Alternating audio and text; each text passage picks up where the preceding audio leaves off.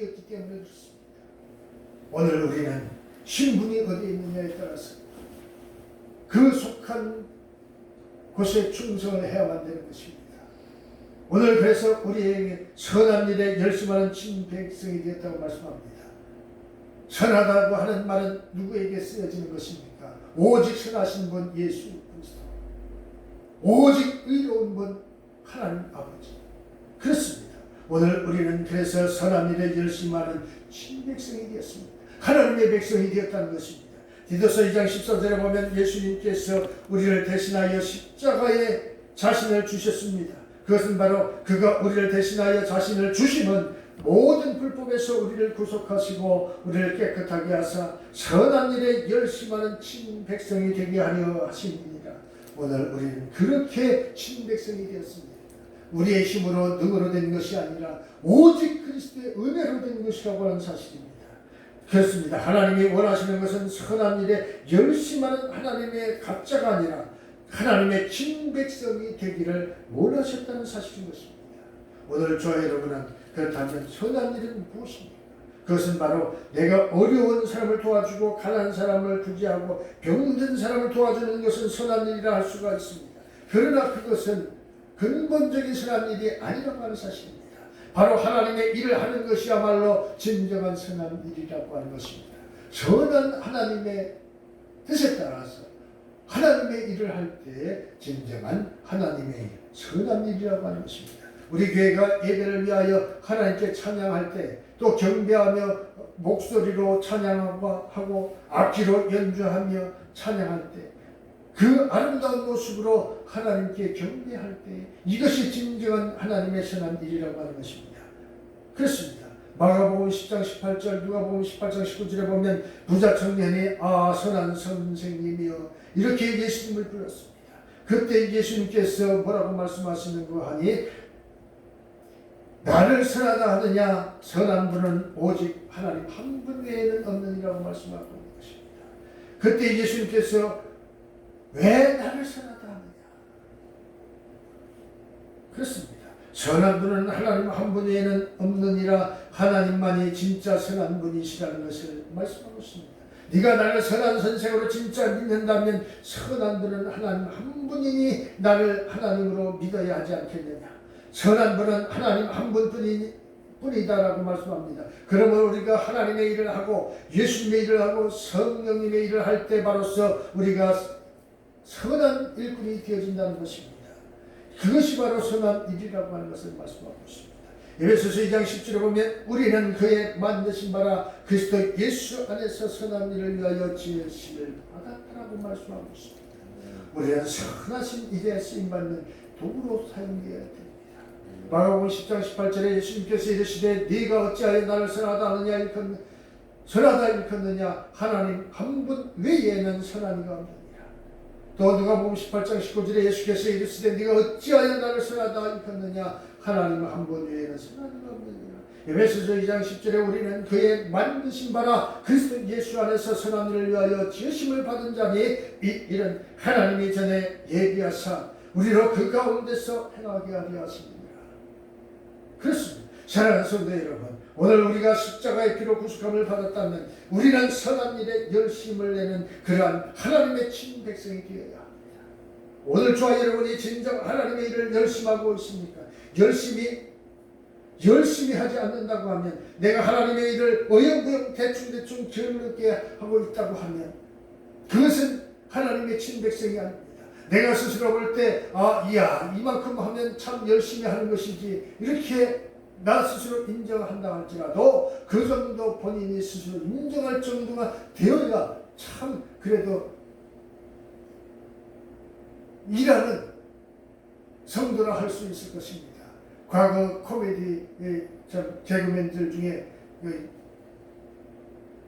그 개그 프로에 나와서 이런 말을 한 사람이 있습니다. 그 옛날에 가면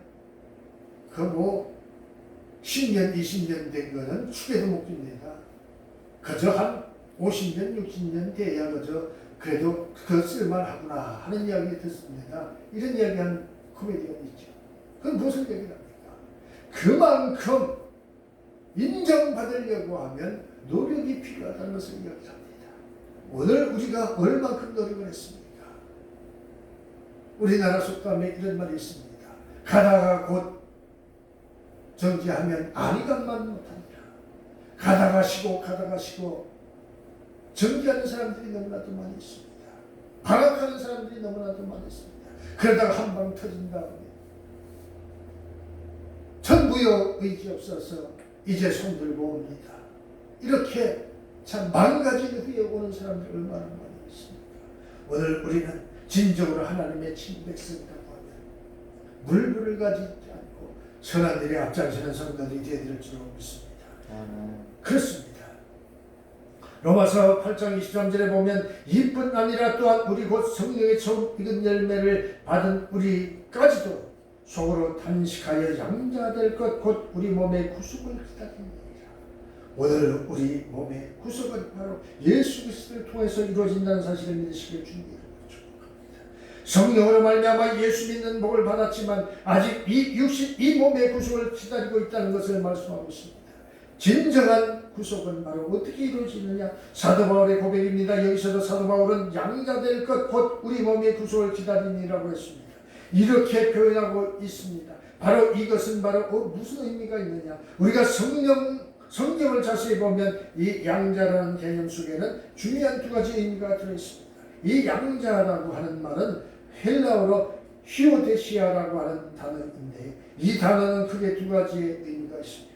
첫째, 현재적 의미로 이 단어를 해석하면 현재적으로서 아들로 입적되는 것을 의미합니다. 아들로 입적되는 것입니다. 원래 남의 아들이었는데 내 아들로 입적시킨 것입니다. 호적에다 이름을 올리는 것을 말합니다. 다시 말하면 우리는 본래 하나님의 아들이 아니었는데 예수님의 피로 말미암아서 하나님의 아들로 입적이 되었다는 것입니다. 타락한 다음에 하나님의 아들 신분을 잃어버리고 우리는 죄의 종이 되었습니다. 마귀의 자식이 되었던 것입니다. 그런데 예수님이 십자가의 피로 말미암아서 다시 하나님의 아들로 이름이 올라갔다는 것입니다. 과거에는 하나님을 아버지라 부를 수가 없었습니다.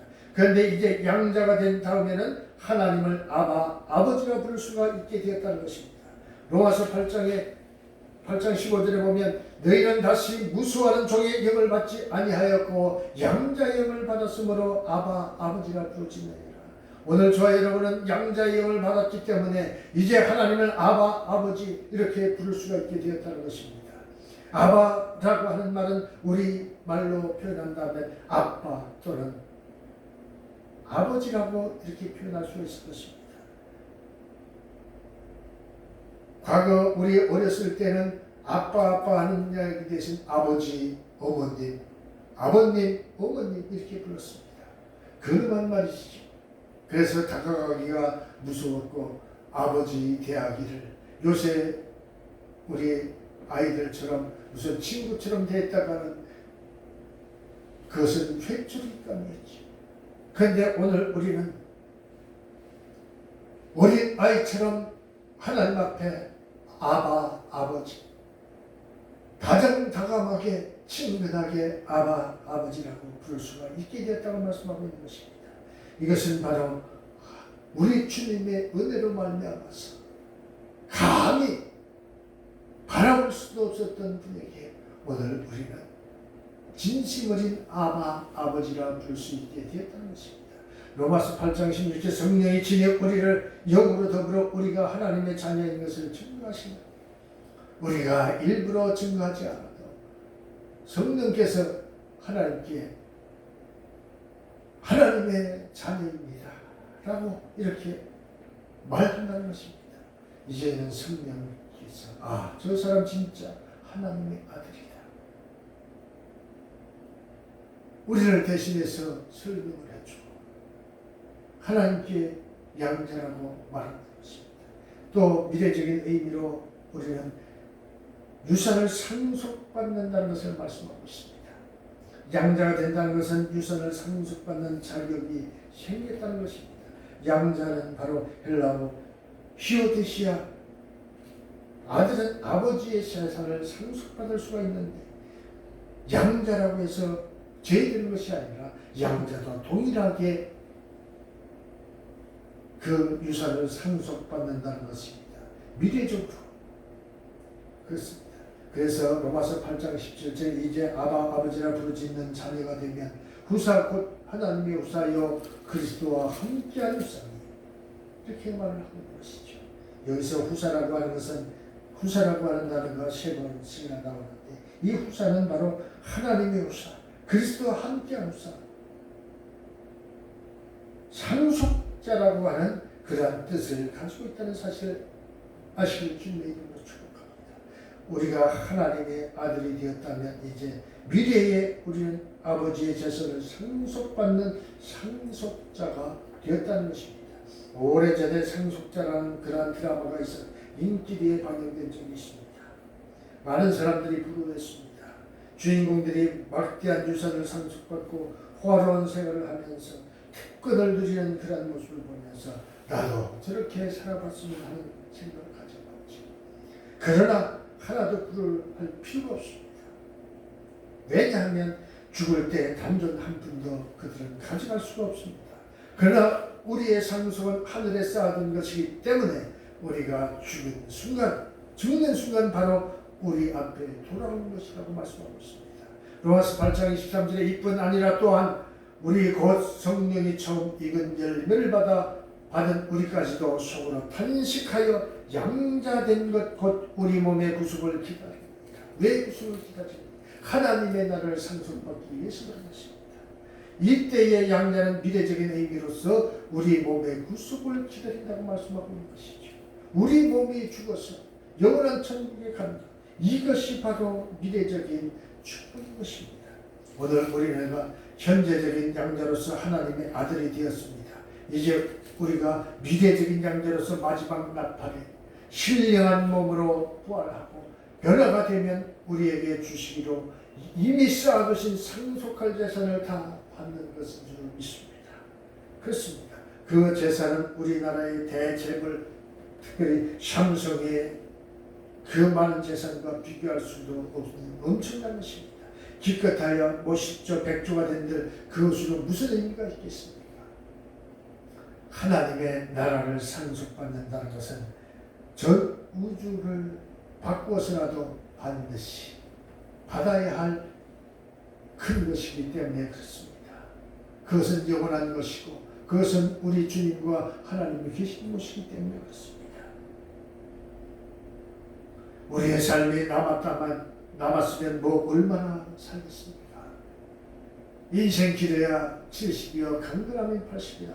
요셉도 무슨 청춘은 80부터라 이런 얘기를 하면서 120시대를 무슨 내다본다고 이렇게 이야기하는 사람들도 있습니다.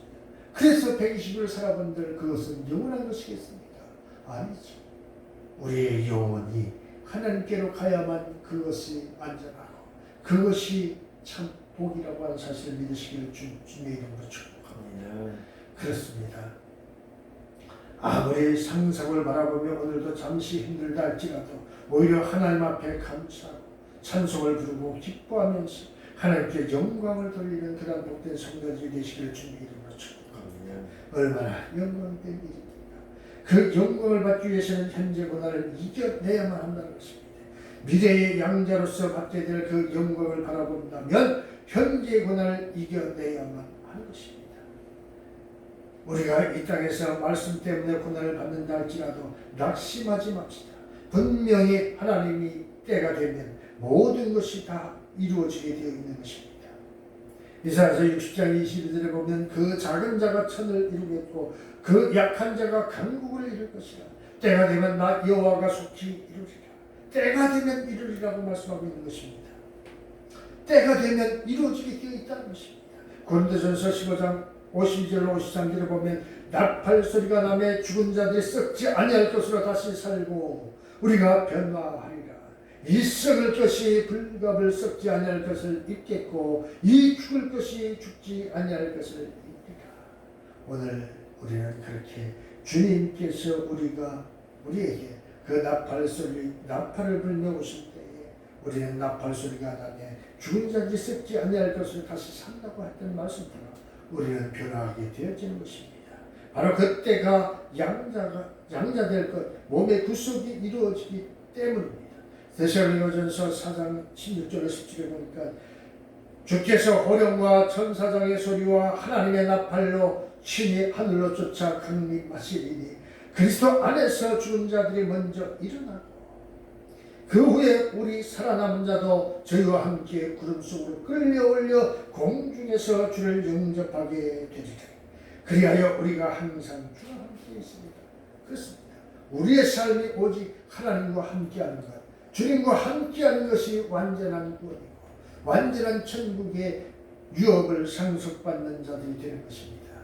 로마서 8장 23절 이뿐 아니라 또한 우리 곧 성령의 처음 익은 열매를 받은 우리까지도 속으로 탄식하여 장자될 것 곧 우리 몸의 구속을 기다리느니라. 무엇을 기다리느냐? 구속을 기다린다는 것입니다. 구속은 곧 미래적인 것으로서 하나님의 나라에 들어가는 것입니다. 양자될 것 곧 우리 몸의 구속을 기다리라는 말씀은 바로 이루어지는 때가 온다는 것입니다.